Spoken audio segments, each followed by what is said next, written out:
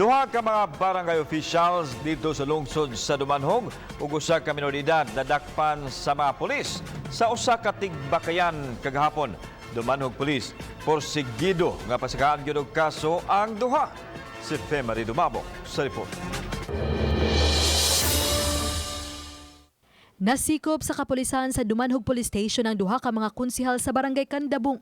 Human sila na aktuhi nga nagtigbakay diha sa ilang barangay. Ang mga nasikop giilangan sa si Rogelio Mayunila ug Mark Hill Bindanilio. Lakip sa nasikop ang usa pa ka minor di edad nga kuyog sa duha. Sukad gipatuman ang enhanced community quarantine paglikay sa COVID-19. Gidili na ang mga tapok, ilabi na ang tigbakay. Nakadawat ta og tawag usa ka concerned citizen nga daw dunay nagpahigayon nga tigbakay sa ilahang lugar. Pasabot sa duha ka mga konsehal nga dili sila ang nagpasiugda sa kalihukan ug igora silang nakalabay sa dapit ug miduol sa maong tapok. Kasay ka na. Abot lang. Katulong ko ana ko, katulong igayuna po nga bro di kuan ba. Abot na ito.